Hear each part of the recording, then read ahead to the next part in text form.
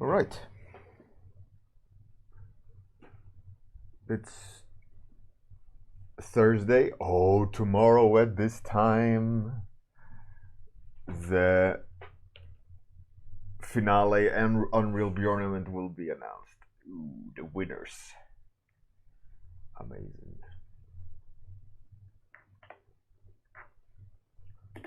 Very excited.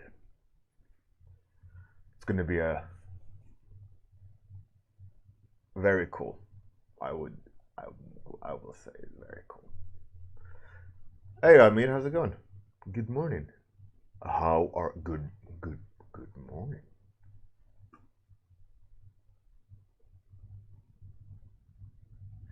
And I think come August, um, depending on how many episodes I'm at in August, I might switch to season 5 because then it's been a year. Or I will run the gamut. So it's a 1.5 year season 4. And then switch to season 5 in January. Or maybe August to August. Who knows? But I want to try to at least segment it so it's a year approximately, because August last year I started season 4. Has it really been that long? Jeez. Hey Slumpen, how's it going? So let's do some topics today. Your choice. You can give me a topic. I will draw it. If not, I'll draw something myself.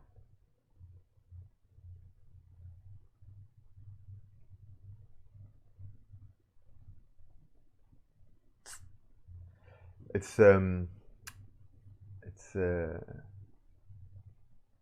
fun to be challenged to draw something that you usually don't draw or wouldn't come naturally. I find that a good challenge, even though like when you're forced to draw something that you yourself hasn't chosen, you don't have any comfort in it, and I find that challenging. In all these warm-ups I'm doing, like for what, 4 years now. And almost every stream I draw something random that I haven't picked. That's your suggestion and that's randomly chosen. Granted, the results aren't like amazing because they are not in my comfort zone or what I naturally would do if I would start drawing a character or whatever. It's always an interesting challenge. But I love it. I find it interesting, and I see small pieces that are interesting in each. So it doesn't seem like there's any. Is there any topics? Do you want to, or no? If not, then I'll choose. If you don't want to play. Hi, Zelin. The resurrected follower. All right. Amir wins by default. Resurrected follower by one Amir. Does it even fit? I don't think it fits. Let's see. No, it didn't fit. Close enough. Default for the win, for sure, absolutely.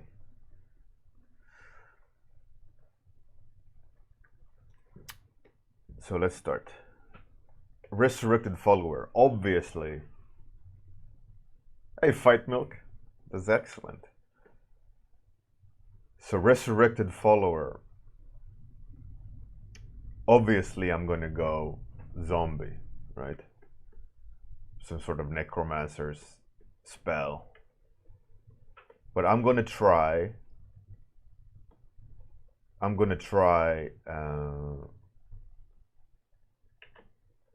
I'm gonna try my best to get quite a lot done today. Usually what happens is that I talk and read the chat and then nothing happens. But today, let's try to get something done. And I found this brush, an old brush that I downloaded somewhere from. Painting style brush 1. Whoever made that brush. It's quite nice. I kind of discovered it this morning while working on an image. I rediscovered it rather. It's in my brush gallery. And it has this nice texture to it.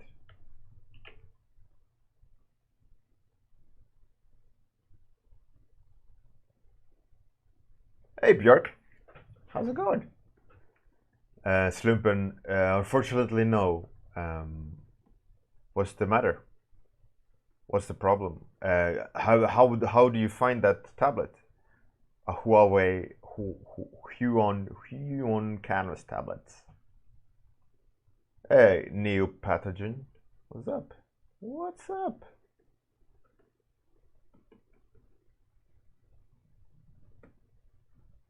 Right, so let's try.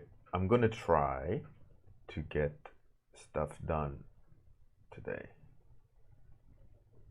in terms of that's not what I wanted. I didn't want to lift the hand. Shit.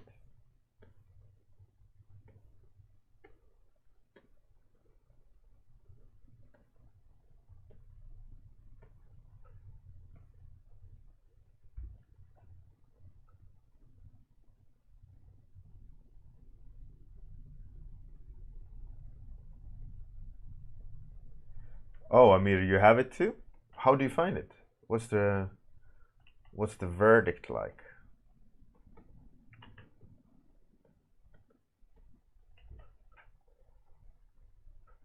I'm assuming it's just as good as a Cintiq or Wacom tablet. Fernandez, oh really? They don't register anything?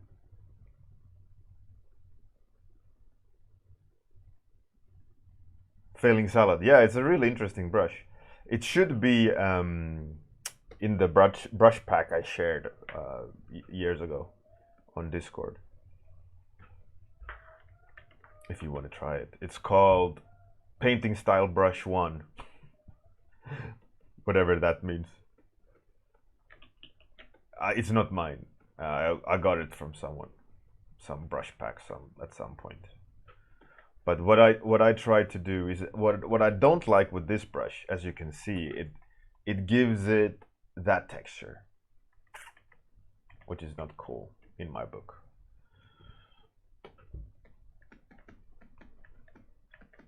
So I'm not a big fan of that brush, to be honest. But it might just be a matter of at what point should I use it or and not use it, rather than I hate it and I'm gonna delete it from the brush pack. I do like the look of it. I do like some of the texture effects, but like with all texture brushes, if you use it too much, it ruins the kind of illusion of real world randomness, right? So that's why I changed brush. That's with all texture brushes. If you use it over and over in the same painting, it'll start to be this strange repetitive look and feel to it.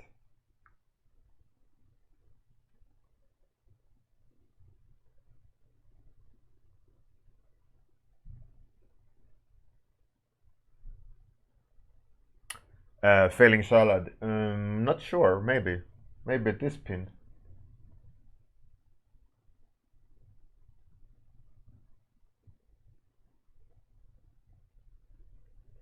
Amir, that sounds really good. It sounds like it's a really good alternative. And I am assuming the price range is different than a Cintiq or a Wacom product, because Wacom is in my, if you ask me, is overpriced for sure. But then again, it's a tool that I'm using every day and I make money with. So in that sense, I don't mind paying for it. But for as a student or a beginner, getting a Wacom product might be a bit expensive, you know. But that didn't stop me in the beginning of my dive into digital art. I just thought, well, it's a price I have to pay, so I saved money, I earned money, and bought it. And then it was like a, I treated it like a motivator. Now that I've paid this much money for it, this was many years ago, 2000, I think I bought it, or 99 or something like that. 2000, I think I bought my first Wacom product.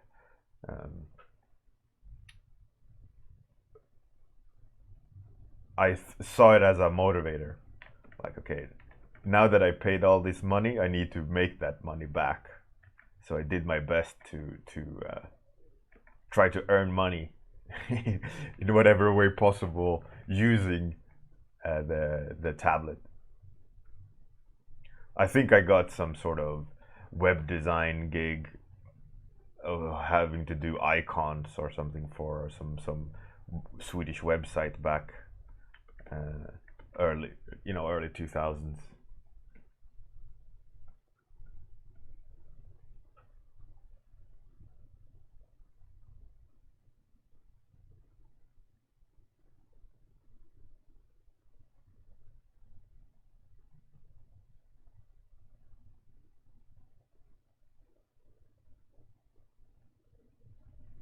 I mean, that's pretty cool.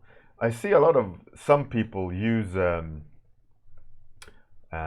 these, I guess, swivel arm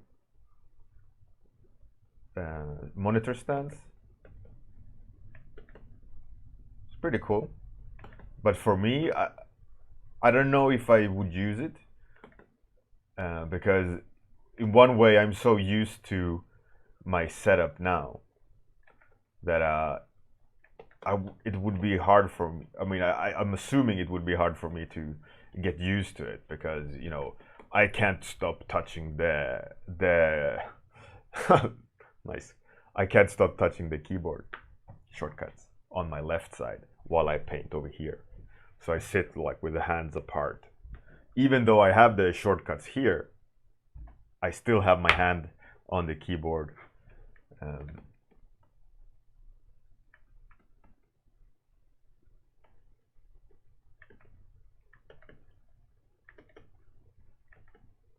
Touching the Alt key like constantly, and X, Alt key and X all the time, constantly resting the finger on it.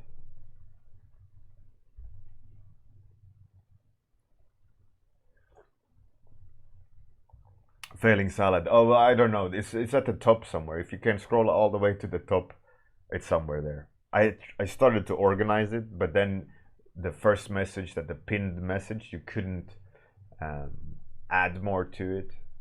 But I guess I should pin more. I don't know. Hey, Fjord, how's it going?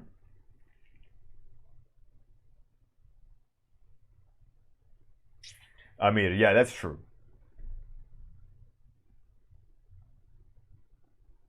Yeah, yeah. I mean, a lot of you see, I use a hard wooden chair, like a dinner table chair, and it makes me sit straight. It doesn't allow me to slouch, and it's also not very pleasant to rest against. So what I do with that is that it makes me sit straight in the back, having to use the muscles to uh, sit straight rather than like lean into the back.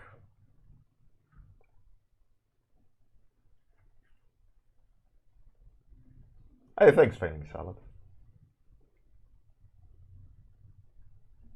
Vinde, he's like, hey, buddy. Hey, come over here. I just want to love you. No, thank you. No, thank you.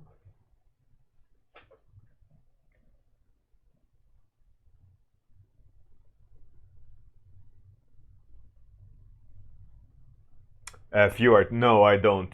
I haven't. Because the fact that I'm so used to having my hand across the table. And it's also, I have to say that I have positioned the keyboard at a distance into the table that I'm not sitting like this with the hand, with the keys, because I have them extended so the arm is more straight. The problem with RSI and stuff like that is when you always have to raise your hand and then put your fingers in, because you're activating that part constantly. So what with my keyboard is when it's further into the table and I can have an extended arm, I don't sit like that on the keyboard. I sit like that. And I don't use the index finger to press Alt. I use the thumb, so it's even less. It's even less raised. You gotta be really careful with positioning and extending your sinews and muscles in the hand, like cramping, because when they're locked in that position for a longer time, that's when it starts hurting. The same with the pen. If you're drawing with an angle all the time, you're contracting the muscle, and that's why they say like draw with the shoulder or the elbow, and don't draw with the wrist.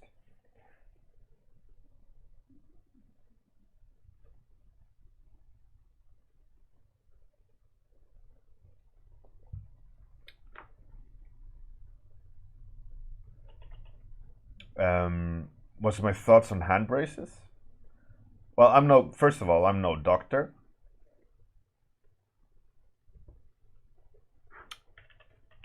So I can't talk about what's actually good or bad for someone who uses or thinking about using that.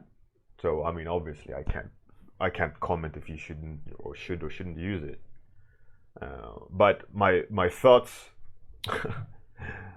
Fight well again. Hey, Shartha. So my thoughts on it is that arm braces are good for when the damage is already done. But you don't want to be at a point where you need to use arm braces. Right? Because that means you're getting symptoms already, and you want to limit the damage by using arm braces. You wouldn't use arm braces if you have no symptoms of RSI or problems with your hand, right?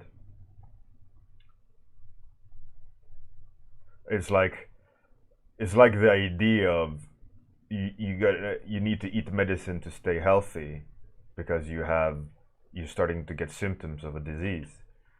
Like when you have symptoms of a disease, the disease is already there. You know, it's the same with the need of an arm brace. If you need an arm brace, the damage is already there. You're just limiting the impact of the damage.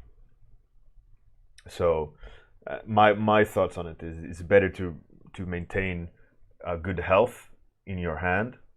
Make sure you have strong hands, strong lower arms.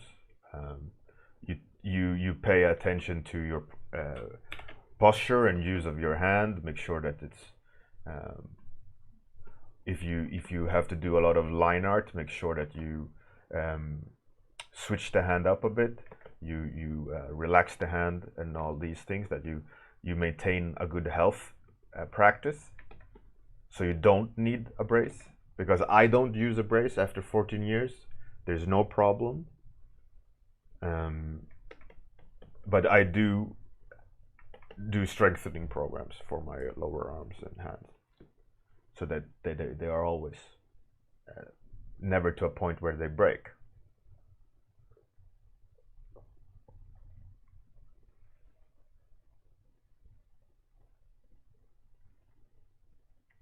Hey, Morphia.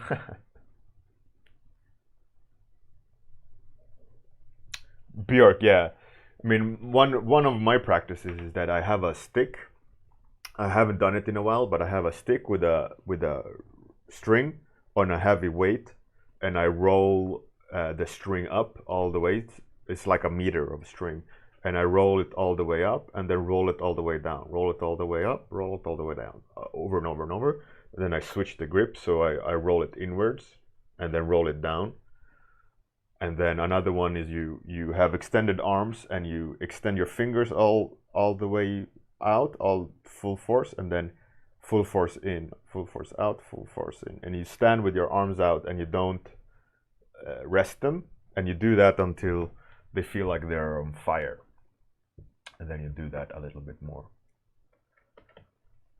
And if you do those two practices, more or less, you'll have really nice and fully functioning arms.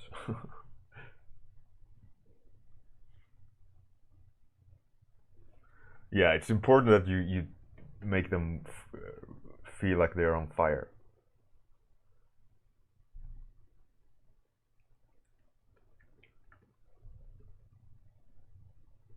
For more than one reason.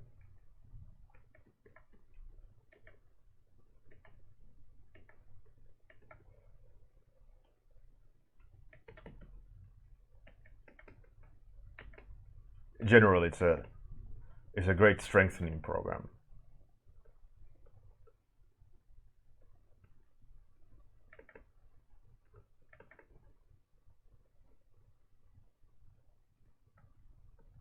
And I also try whenever I lean back to look at the painting, I move the hand. So it's like a reflex. So whenever I lean to think, I open and close the hand, just to like activate so it's not tense.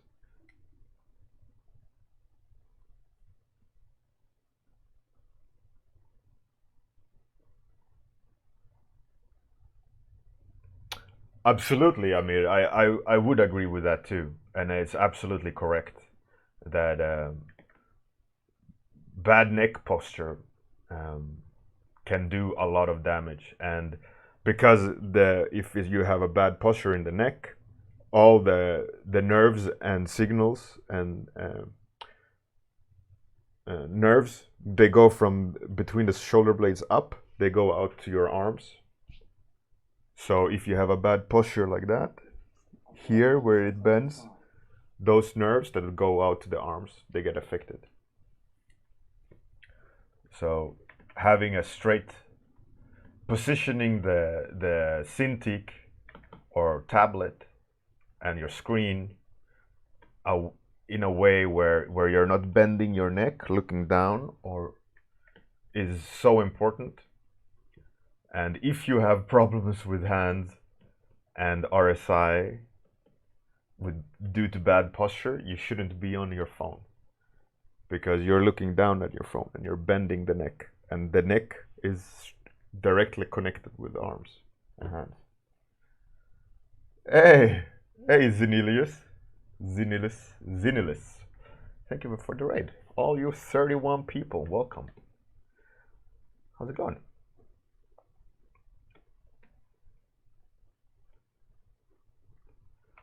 Today we're talking about importance of posture and strong arms and hands for the future of an artist. And I kind of explained, long story short, that if you need a brace or some sort of corrections because you're having pain, the damage is already there.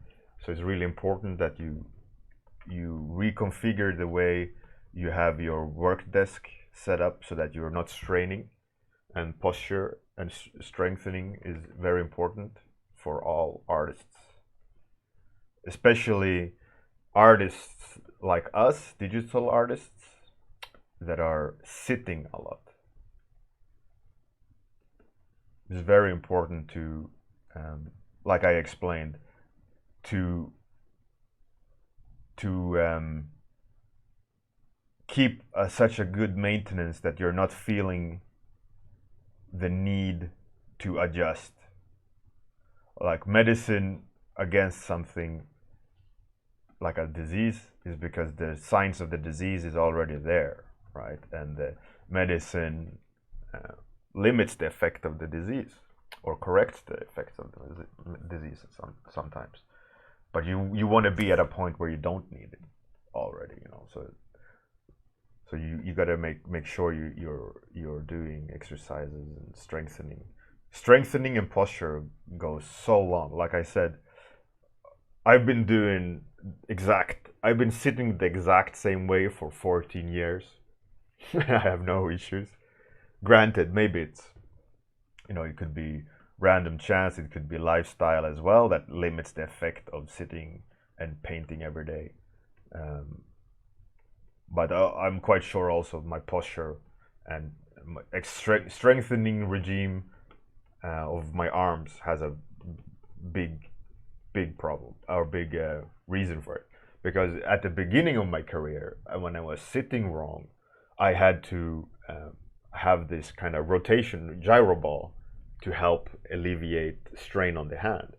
And that was like the first half year of my first studio job. And I was like, okay, this is clearly not working because I was sitting wrong. I was bending the wrists constantly. So I changed up and I got a Cintiq.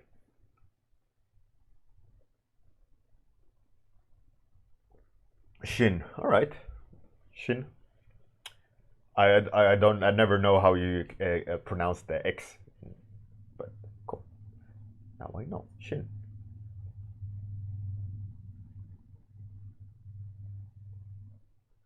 Fight Milk. I think they released two guns that we did, but we haven't been allowed to release the art for it. But the two guns are in the game actually. I think even more than two guns. You can find the guns. They are like the rare ones, the yellow ones.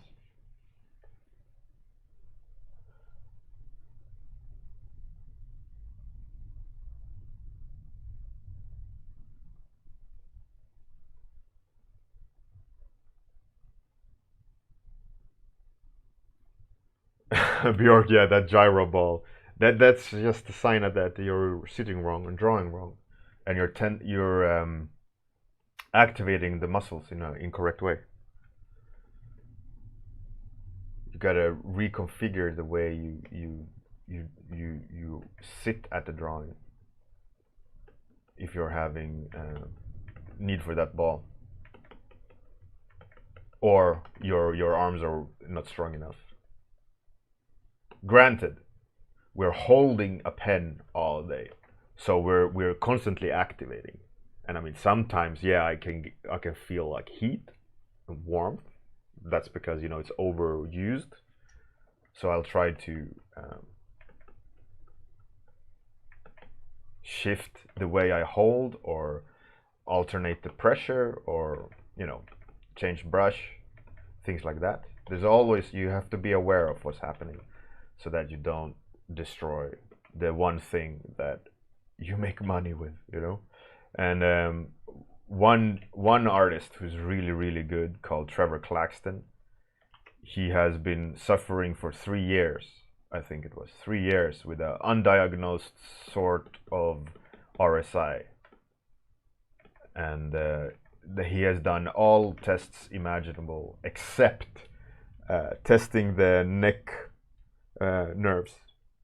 I met him in IFCC this year, and I suggested he should check the neck nerves and straightening his back out, because even when walking, he was hunched, and that's a clear sign, you know. If you have hand issues, a big part is the neck.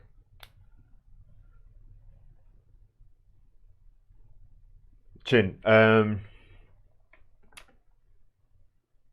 It's a bit. I don't have any tutorials in daylight, But what I would recommend is that you don't look at someone's tutorial. You try to look at real world or people explaining how real world works, if that makes sense. So I would say try to go to realism painters, probably. What's that his name? James Gurney. He has sections about how things work in real life as he's trying to explain his theories. His book, book for the light and color for the realist painter. I think that's what it's called. Generally pretty good. Looks cold hands means less blood flow, which means you need to up your circulation. As a test, Lux, try to start running. Because running moves your arms, right?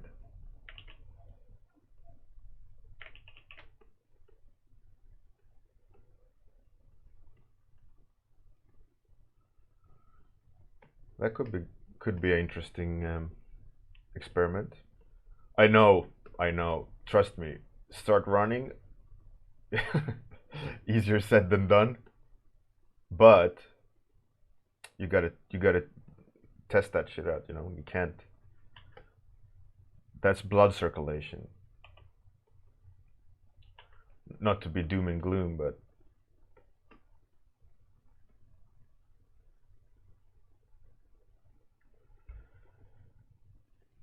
hey, Ziggs Nano, how's it going? Welcome. Welcome back.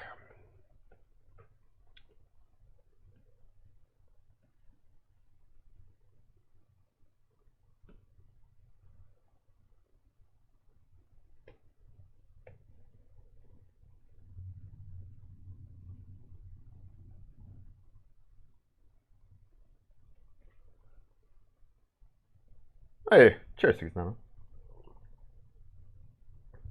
Hey, Akuma, how's it going? How's it going?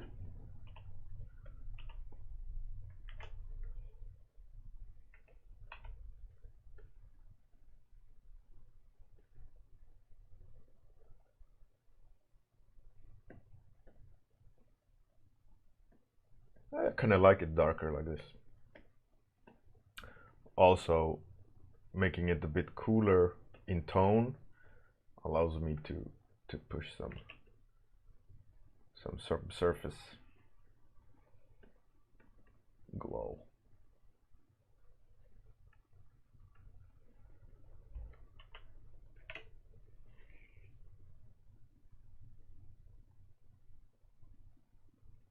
Zeolin, yeah, there we go. There you go, you see? Lots of it stems from the neck and posture.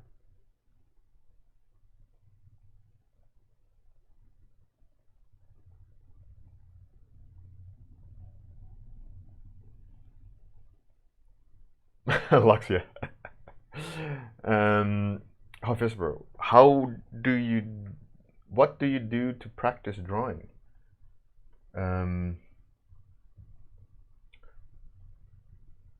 I practice a lot of imagination drawings.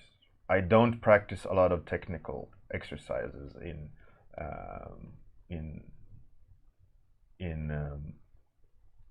precision.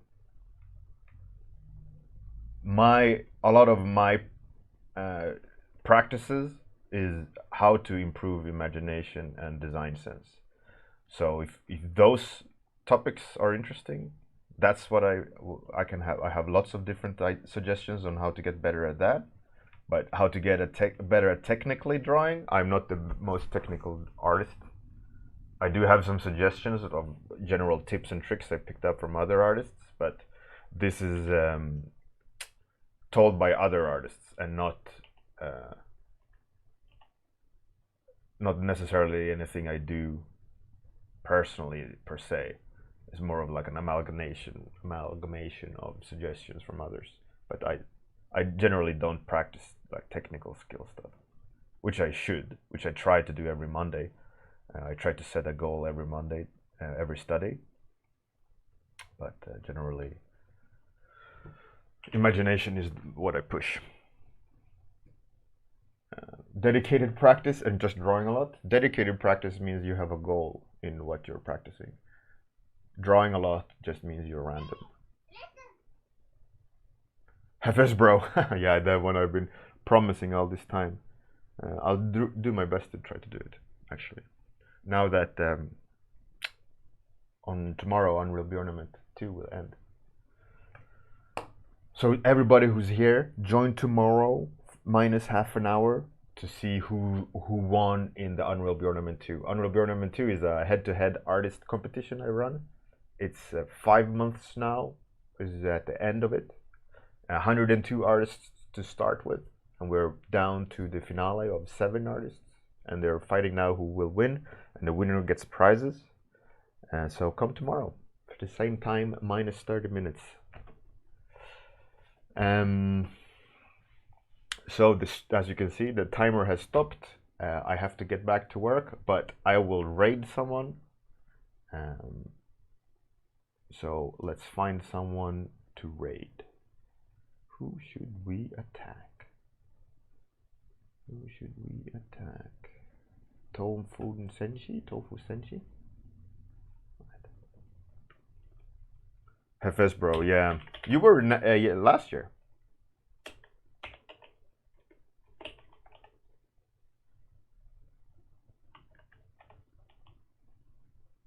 I never remember how to spell her name.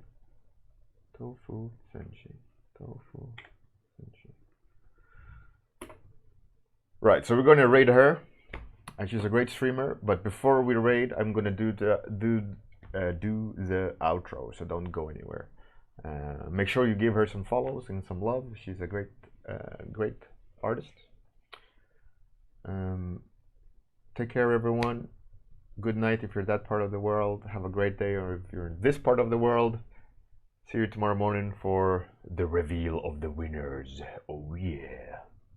Have a great one.